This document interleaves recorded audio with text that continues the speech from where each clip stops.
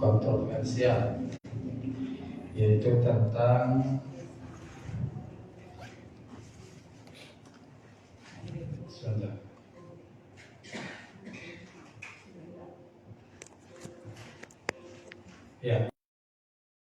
ihda'us sawab,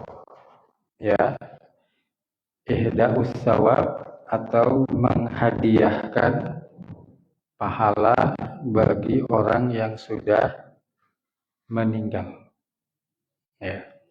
Nah, bagaimana pembahasan tentang hal ini dan juga ijtihad para ulama secara khusus, nanti ijtihad ulama dalam 4 mazhab, begitu. Nah, Ibu Bapak hadirin dan hadirat yang mudah-mudahan dirahmati Allah Subhanahu wa taala, apa yang dimaksud dengan ihda'us sawab atau menghadiahkan pahala bagi orang yang sudah meninggal? Seseorang yang masih hidup melakukan amal soleh, kemudian dia niatkan pahala dari amal soleh tersebut dapat memberikan manfaat kepada orang yang sudah meninggal, baik itu orang tuanya, anaknya, suaminya atau istrinya, ataupun siapa saja. Nah, hal itu dilakukan sebagai apa? Balasan yang baik orang tersebut. Nah, sehingga disinilah sebetulnya apa? Bagaimana para ulama memberikan pandangan-pandangan yang berbeda-beda tentang makna ihda'us sawab atau memberikan pahala pahami. Yang pertama adalah apa? Syarat diterimanya amal. Jadi amal itu bisa bermanfaat kepada orang yang sudah meninggal kalau amal itu memenuhi 2 syarat. Syarat yang pertama adalah apa? Dia termasuk amal soleh. Disebutkan dalam surat Al-Kahfi ayat 110. Faman kana yarju liqa'a rabbih falya'mal 'amalan shalihan fala yusyrik bi ibadatihi rabbih ahad. Jadi barang siapa yang berharap pertemuan dengan Rabb-nya, hendaklah dia melakukan amal saleh. Nah, jadi amal yang bisa bermanfaat kepada si mayit adalah amal saleh. Kemudian yang kedua, amal itu dilakukan sesuai dengan tuntunan sunnah Nabi Sallallahu Alaihi Wasallam. Maka disebutkan dalam surat Ali Imran ayat 31, Qul in kuntum tuhibbunallaha fattabi'uni. Katakanlah Muhammad kepada mereka. Yang dimaksud dengan mereka di sini adalah apa? Orang-orang Nasrani dari Bani Najjar. Ketika mereka mengklaim bahwasannya apa? Mereka itu adalah orang-orang yang dicintai Allah Subhanahu wa taala. Tetapi dalam melakukan ibadah mereka apa? Menjadikan Nabi Isa alaihissalam sebagai anak Tuhan. Nah, sehingga perintah Allah Subhanahu wa taala kepada Nabi Muhammad SAW adalah supaya mengatakan kepada mereka, jika kalian benar-benar mencintai Allah, fattabi'uni, ikutilah cara beribadah sesuai dengan apa yang aku lakukan. Nah, kemudian yang kedua disebutkan dalam hadis riwayat Bukhari dan Muslim, di mana Nabi SAW mengatakan, man ahdasa fi amrina hadza ma laysa minhu fahuwa raddun. Barang siapa yang membuat hal-hal yang baru yang tidak ada perintahnya dari syariat kami, maka amal itu tertolak. Dalam hadis riwayat Imam Muslim disebutkan, man amila amalan laisa fihi amruna fahuwa raddun. Barang siapa yang melakukan satu amalan yang tidak ada perintahnya dari syariat kami, maka amalan itu apa? Tertolak. Nah, kemudian yang ketiga adalah apa? Niatnya ikhlas mengharapkan wajah Allah Subhanahu wa taala. Ya. Nah, inilah syarat tentang diterimanya amal. Sehingga ketika seseorang itu ya ingin memberikan manfaat kepada orang yang sudah meninggal ya dengan pahala dari amalan yang dia ya lakukan, maka harus memenuhi tiga hal tersebut. Amalnya amal soleh, ya amalnya dilakukan sesuai dengan tuntunan sunnah, kemudian niatnya mengharapkan wajah Allah Subhanahu wa taala. Nah, ini adalah kaidah pertama yang harus kita pahami di dalam kita memahami tentang ihda'us sawab atau memberikan pahala kepada ya orang yang sudah ya meninggal. Kemudian kaidah yang kedua, tidak boleh memastikan amal itu apa? Diterima oleh Allah Subhanahu wa taala. Ya. Kenapa? Karena ya diterima atau tidak diterimanya amal, sampai atau tidak sampainya amal itu berkaitan dengan masalah apa? Gaib.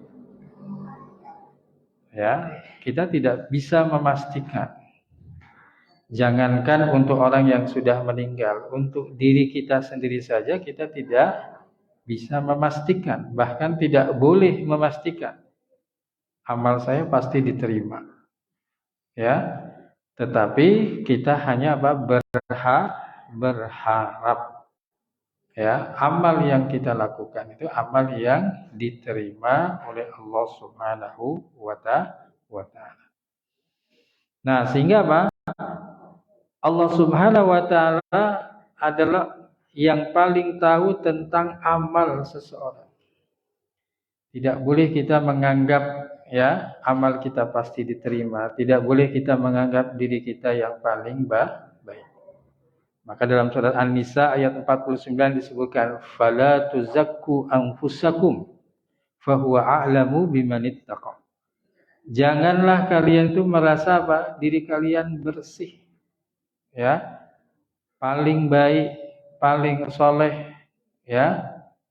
Karena apa? Allah Subhanahu wa taala yang lebih tahu siapa yang bertakwa di antara kalian. Nah, maka apa? Karena Allah Subhanahu wa taala yang paling tahu tentang amal seseorang, kita tidak boleh apa? Ya, memastikannya. Sehingga diterima atau ya tidaknya, sampai atau tidaknya itu termasuk apa? Perkara gaib. Kita tidak bisa memastikan, tetapi kita berharap amal kita diterima, kita berharap amal yang kita lakukan, yang kita niatkan untuk manfaat orang yang sudah meninggal, itu pun juga apa? Memberikan manfaat bagi mereka. Nah, ini yang kedua. Kemudian yang ketiga, amal itu hanya wasilah, bukan tujuan. Apa maksudnya? Ya, seseorang itu masuk ke dalam surga bukan hanya karena amalnya saja. Tetapi selain daripada amal, maka apa? Di situ ada ampunan dan rahmat Allah Subhanahu wa taala. Dan ini yang lebih besar. Artinya apa? Pengaruh amal itu sebetulnya kecil. Ya, ada pengaruhnya tapi kecil. Tetapi yang lebih banyak adalah apa? Ampunan dan rahmat Allah Subhanahu wa taala. Maka dalam hadis riwayat Imam Muslim disebutkan dari Abu Hurairah, ya, ia menceritakan Rasulullah SAW bersabda, "Laisa ahadun minkum yunjihi ya amaluhu." Tidaklah salah seorang di antara kalian amalnya itu yang menyelamatkan dia dari api neraka. Qalu, para sahabat bertanya, "Wala anta ya Rasulullah?" Apakah Anda pun demikian wahai Rasulullah? Maka Nabi mengatakan, "Wala ana." Demikian pula dengan saya. Illa kecuali ayyataghammadiyallahu bimaghfiratin wa rahmatin. Kecuali Allah memberikan apa? Rahmat kepadaku dan juga apa? Ampun. Nah, jadi masuk surga ya, atau seseorang itu masuk surga bukan hanya karena amalnya saja, tetapi yang lebih besar adalah ampunan dan rahmat Allah Subhanahu wa Ta'ala. Kenapa? Karena ketika seseorang itu diberi ilmu, oh tahu ini yang baik, ini yang tidak baik, ini yang halal, ini yang haram, ya, itu adalah bagian daripada apa? Rahmat Allah Subhanahu wa Ta'ala. Karena dia diberikan hidayah, ilmu wal bayan.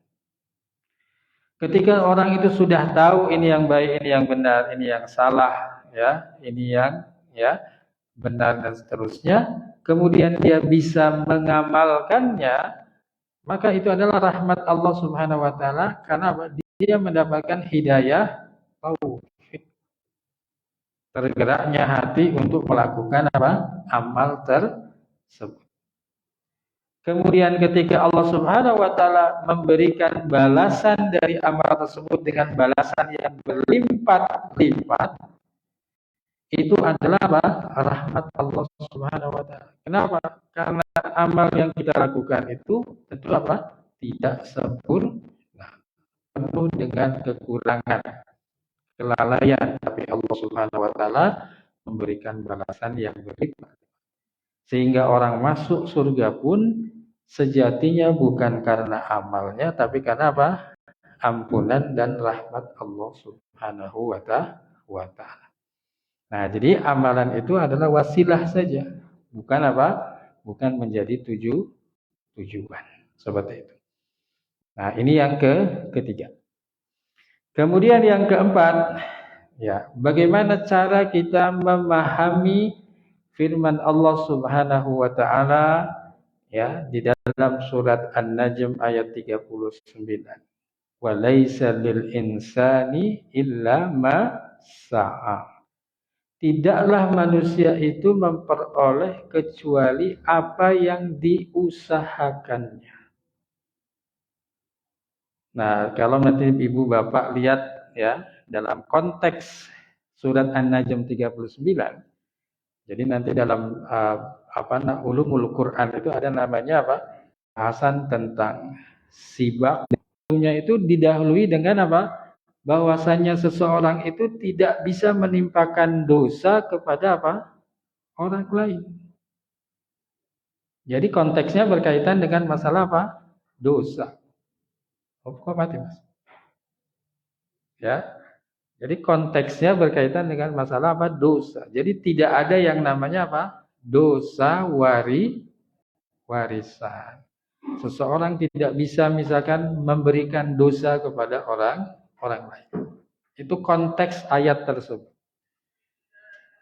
Ya.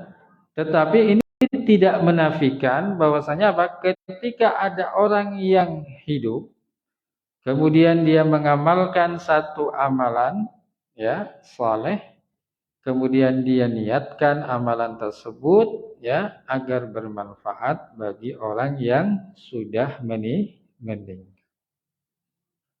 Ya.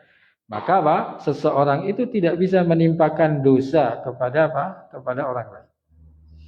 Nah, maka Ibnu Taimiyah rahimahullah di dalam bukunya Majmu' Fatawa ya, juz 24 halaman 312 beliau mengatakan lakinna hadza la yamna ayyan tafiha bis-sa'yi ya ghairihi kama yamtafi'i ar-rajul bi kasbi ghairihi.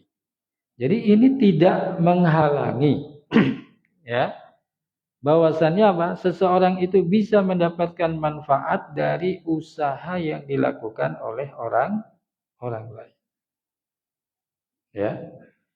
Jadi konteks surat An-Najm ayat 39 ini berkaitan dengan masalah apa? Seseorang tidak bisa menimpakan dosa. Hanya itu saja. Sedangkan untuk kebaikan, maka apa? Hal ini la yamna. Ya. Sesuatu yang tidak apa? Ya. sesuatu yang tidak ya terhalangi ya bagi seseorang untuk memberikan manfaat dari usaha yang dilakukan oleh orang lain. Nah, maka ketika kita memahami tafsir ya laisal lil insani illa ma sa'a, dan tidaklah manusia itu mendapatkan apa yang dia usahakan, ini berkaitan dengan masalah dosa. Ya, sedangkan untuk masalah kebaikan maka la yamna, ini sesuatu yang tidak terhalang. Ya, maksudnya kalau untuk kebaikan maka seseorang bisa memberikan manfaat kepada orang yang sudah meninggal. Ya, bahkan tidak hanya orang yang sudah meninggal, orang yang masih hidup pun juga ya itu bisa dilakukan. Ya, seperti itu. Nah, jadi ini adalah ya 4 ya kaidah yang bisa kita pahami di dalam kita memahami tentang masalah ihda'us shawab. Ya, walaupun nanti memang ada perbedaan pendapat di kalangan para ulama, dan ini adalah istihad mereka. Dan kita akan lihat nanti bagaimana istihad mereka setidaknya dari 4 mazhab. Dalam mazhab Hanafi, mazhab Maliki, kemudian mazhab Syafi'i, dan mazhab Hambali, seperti itu. Ya. Nah, Ibu Bapak hadirin dan hadirat jamaah salat maghrib yang salat subuh yang mudah-mudahan dirahmati Allah Subhanahu wa taala. Ya. Nah, yang pertama adalah pendapat ulama dalam mazhab ya Hanafi. Ya. Pendapat ini diwakili oleh Imam Izzuddin Ibnu Abdissalam ya dalam syarah Aqidah Thahawiyah. Ya, seperti itu. Beliau mengatakan fa innas sawaba haqqun ya al-amil fa idza wahabahu li akhihi muslim lam yumna min dzalika kama lam yumna min hibati malihi fi hayatihi wa ibra'ihi lahu minhu ba'da wafatihi.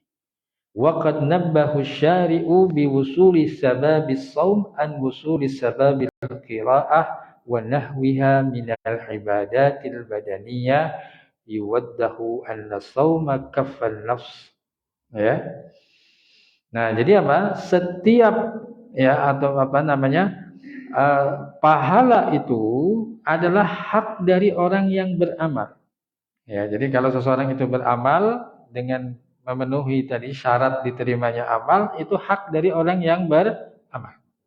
Tetapi ketika dihibahkan pahala itu kepada saudaranya sesama muslim, maka ini sesuatu yang tidak terlarang atau tidak menjadi masalah. Sebagaimana dia boleh menghibahkan hartanya kepada orang lain ketika masih hidup, atau membebaskan tanggungan temannya yang muslim yang telah meninggal. Seperti orang yang sudah meninggal masih punya hutang, kemudian orang yang hidup yang membayarkannya. Ya. Nah, syariat telah menjelaskan bahwa pahala puasa itu bisa sampai kepada si mayit.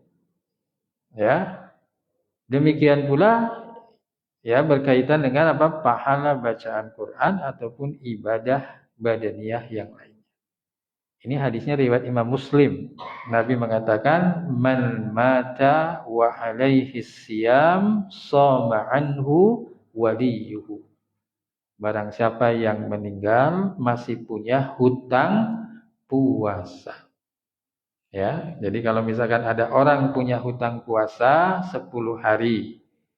Kemudian dia baru nyaur ya 7 hari. Maka setelah itu meninggal 3 harinya dianggap sebagai hutang yang harus dipenuhi. Maka dalam hadis riwayat Muslim disebutkan shoma anhu waliyuhu. Maka walinya, ahli warisnya yang mempuasakannya.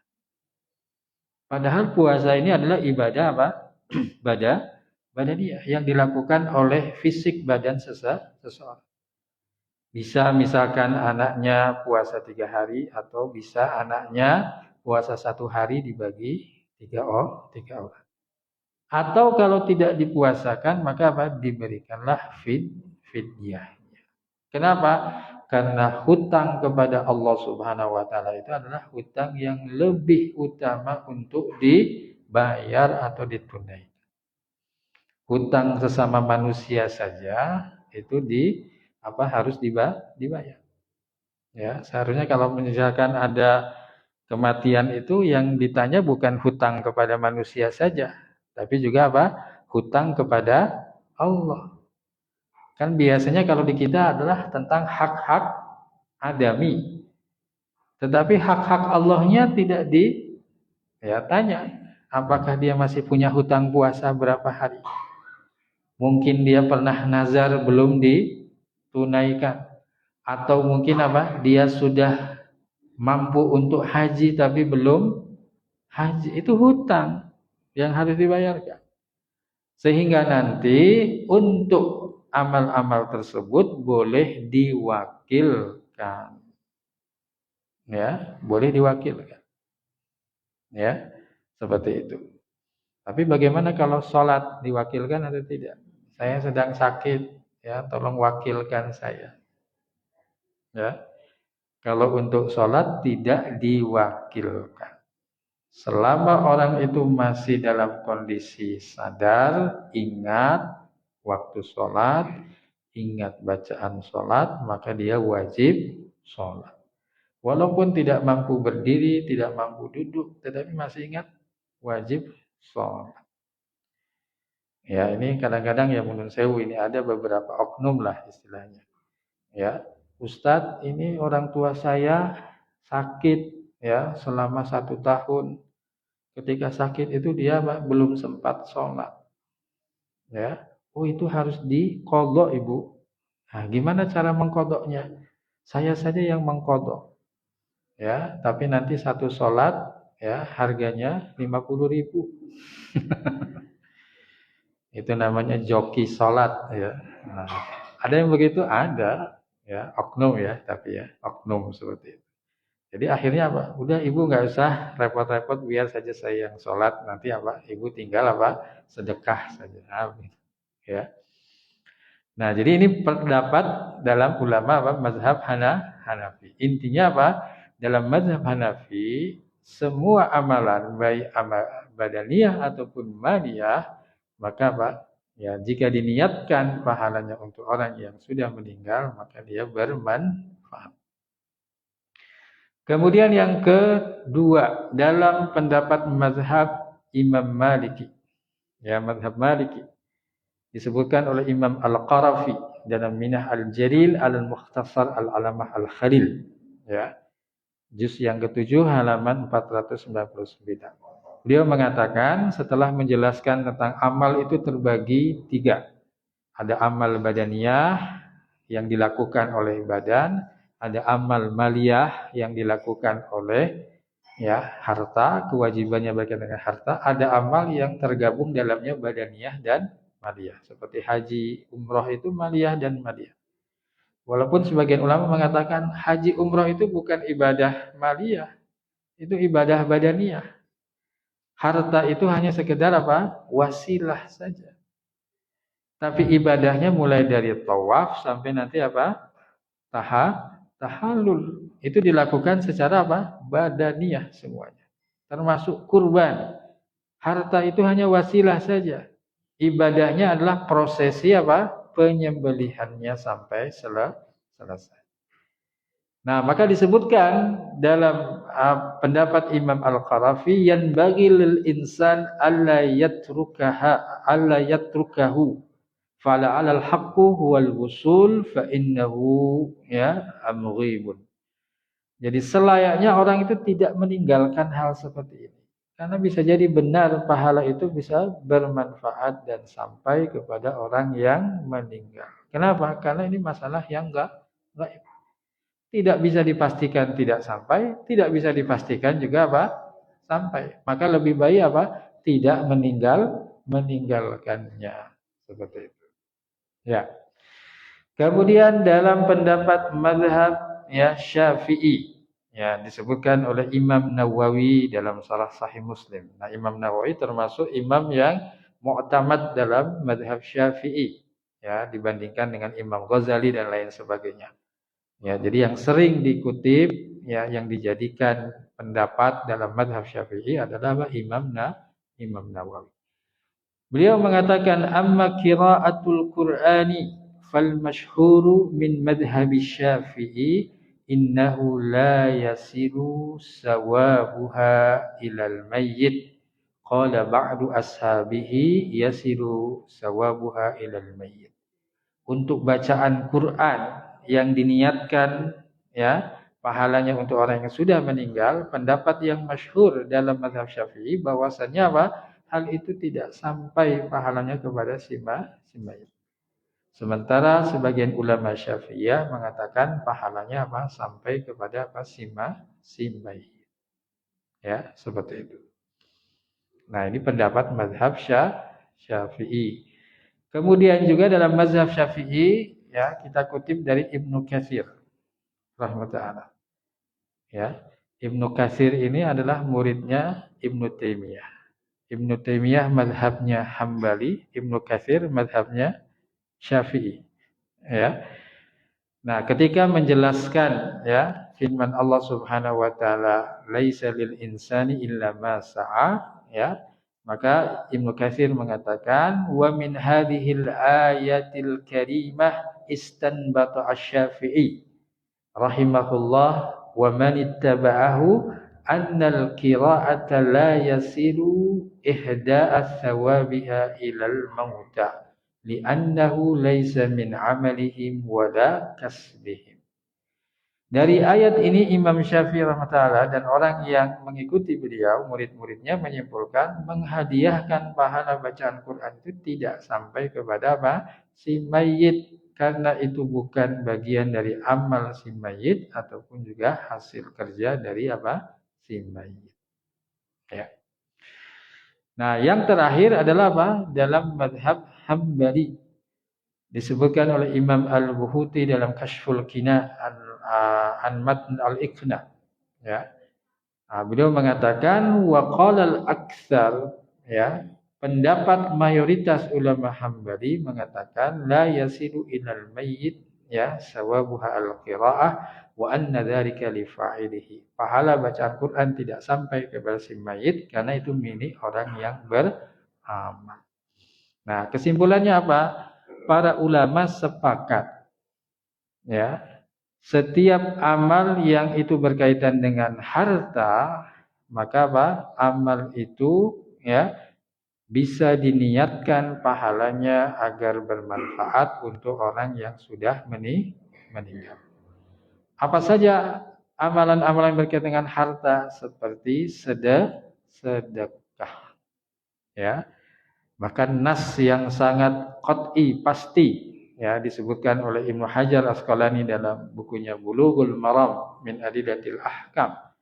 Ya, ketika apa? Mengutip atau mencantumkan hadis ketika ada seorang yang datang kepada Nabi sallallahu alaihi wasallam, "Ya Rasulullah, sesungguhnya ibu saya itu tiba-tiba meninggal. Dia belum berwasiat. Tapi saya yakin seandainya dia itu ada waktu untuk, ya, berbicara, dia akan berwasiat untuk bersedekah." Maka sahabat tersebut bertanya, "Afalaha ajrun in tasaddaqtu anha?" Apakah ibu saya mendapatkan pahala kalau saya bersedekah atas namanya? Maka Nabi mengatakan, "Na'am." Ya, ini nas yang jelas. Jadi sedekah, ya, kalau diniatkan, ya Allah, mudah-mudahan sedekah ini pun juga apa? Pahalanya bermanfaat untuk suami saya, untuk istri saya. Insya Allah apa?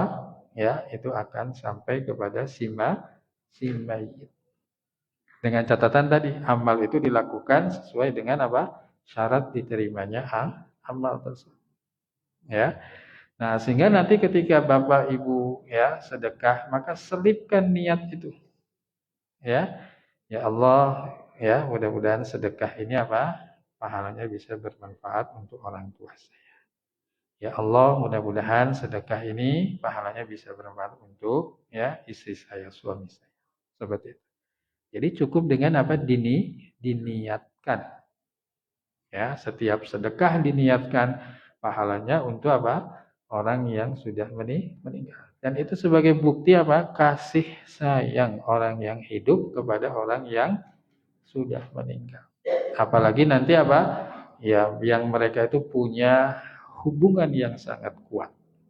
Seperti apa? Anak dengan orang tua dengan anak, suami dengan apa? Dengan istri, seperti itu. Ya. Nah, kemudian yang kedua seperti apa? Haji dan umroh. Ya, haji dan umroh ini apa? Ya, maka niatkan ya untuk orang yang sudah meninggal. Maka ada namanya apa? Badal haji, badal umroh. Jadi kalau misalkan ya ibu bapak misalkan umroh seperti itu, pertama umroh untuk diri sendiri, nanti setelah itu boleh mengulang umroh untuk apa? Orang tua kita, ya, umroh untuk suami kita, istri kita itu boleh. Ya, seperti itu. Bahkan nanti ada ulama yang berpendapat boleh mengulang-ulang sebanyak-banyaknya. Jadi mumpung di sana diulang-ulang terus. Nanti kalau sudah tahallul nanti apa? Mulai lagi apa? Ya, apa namanya? Memakai pakaian ihram menuju miqat seperti itu. Ya. Kalau selama di Mekah yang paling dekat ya miqatnya di masjid apa? Aisyah. Ya, seperti itu. Nah, jadi bisa diulang-ulang untuk apa?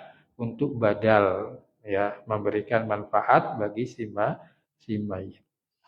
Nah, yang ketiga seperti apa? Seperti berkurban. Nah, berkurban itu maka apa? Selipkan di situ ya, cantumkan di situ orang-orang yang sudah meninggal. Kenapa? Dalam fikih kurban ada namanya apa?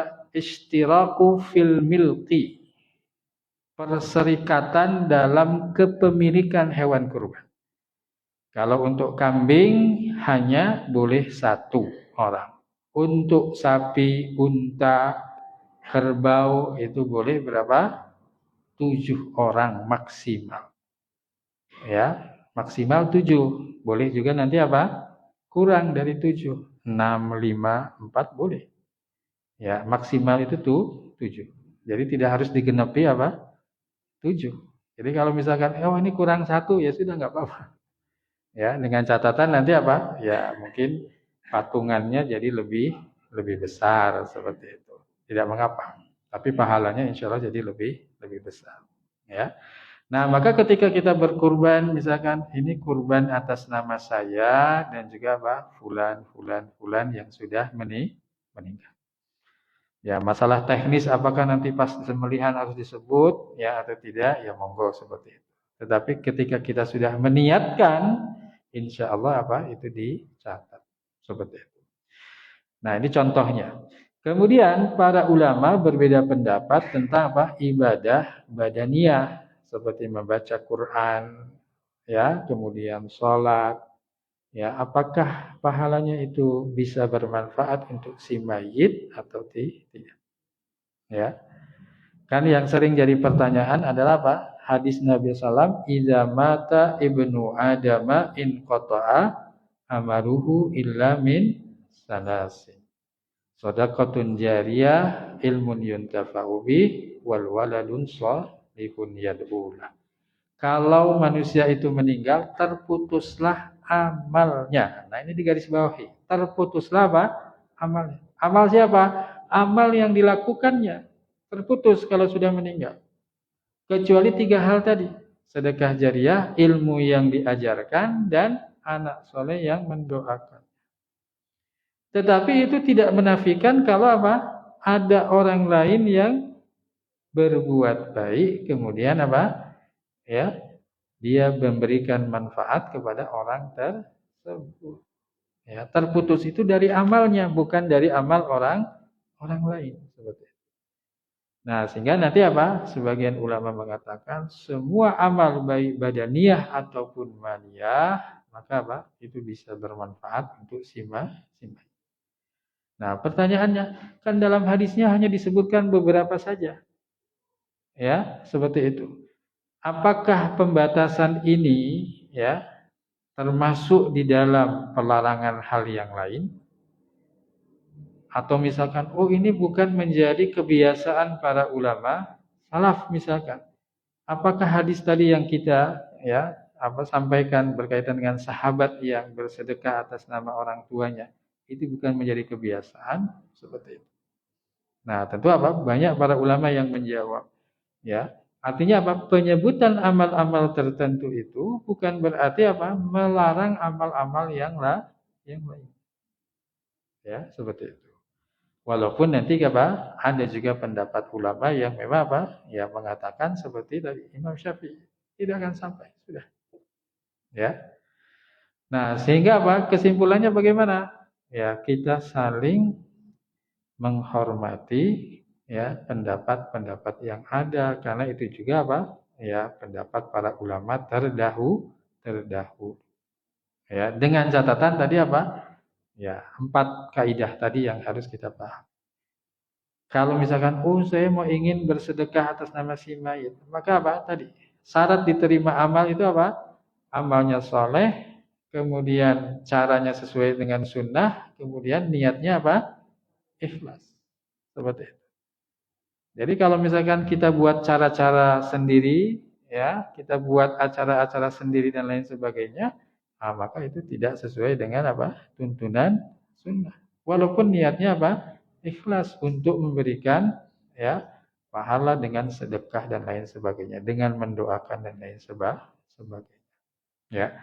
Nah, sehingga nanti ya hal-hal seperti ini bisa kita minimalkan dalam arti ya ini hanya perbedaan pendapat saja. Kemudian kita saling menghormati satu dengan yang lainnya. Karena ini juga adalah perbedaan yang sudah ada sejak lama, seperti itu. Oke. Nah, ini mungkin yang bisa saya sampaikan pada pagi hari ini berkaitan dengan masalah ihda'us shawab, ya, memberikan pahala bagi orang yang sudah meninggal. Ya. Wallahu a'lam bishawab. Wassallallahu ala Muhammadin wa ala alihi washabihi wa akhir da'wana alhamdulillahirabbil alamin. Oke. Ada pertanyaan mungkin? Monggo.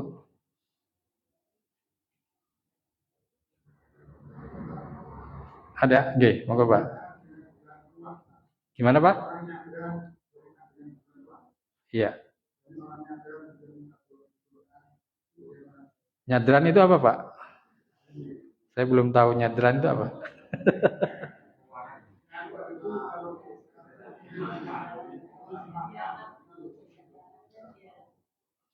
Gimana, Pak? Oh, ziarah kubur di bulan Sya'ban, seperti itu. Ya. Nah, jadi kalau hal-hal tersebut ya hanya sekedar istilahnya momentum saja. Ya. Tidak menjadi sebuah keyakinan, ya, apalagi menganggap ini adalah bagian daripada agama, ya, bagian daripada sunnah dan lain sebagainya. Nah, maka ini sesuatu yang harus ya ditinggalkan.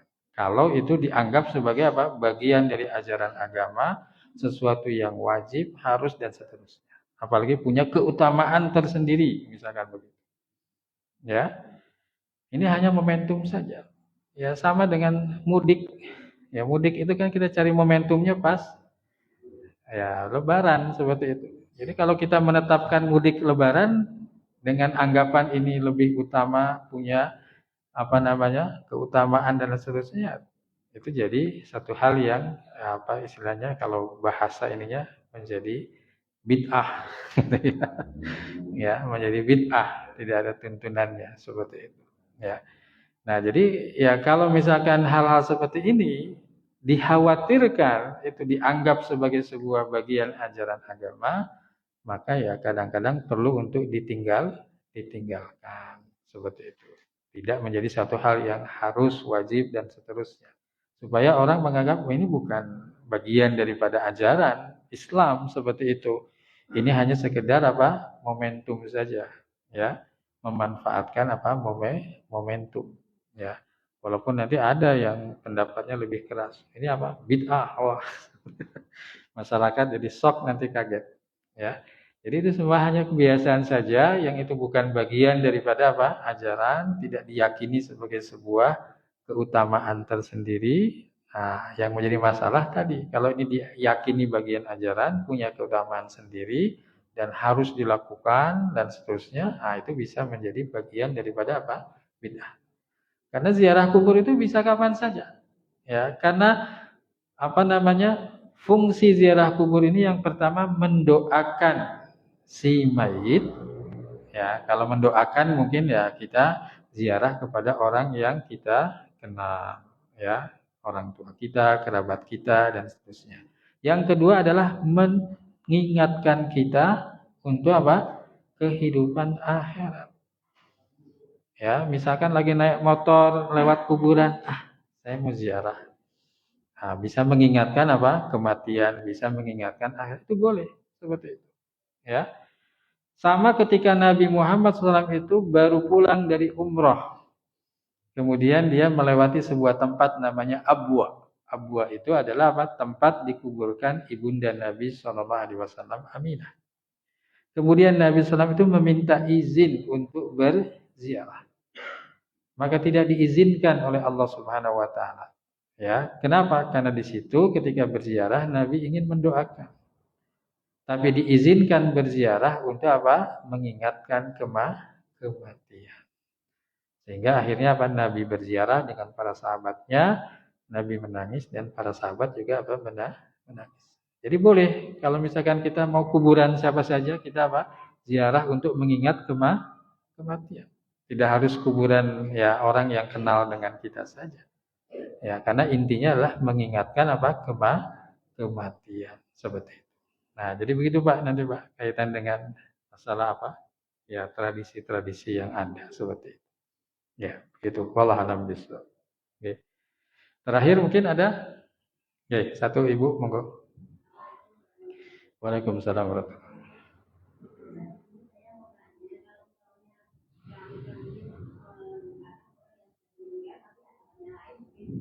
Ya.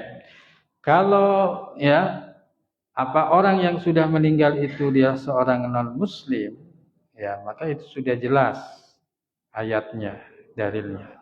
Innal ladzina kafaru min ahlil kitabi wal musyrikina fi nari jahannam khalidina fiha abada.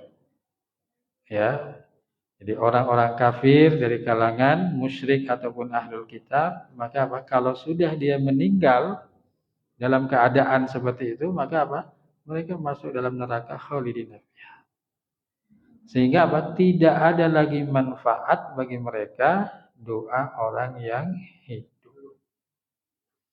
Ya, kalau sudah apa? Meninggal. Tapi kalau belum meninggal, ya maka itu sama dengan yang lainnya. Kita boleh mendoakan ya Allah berikanlah hidayah. Ya.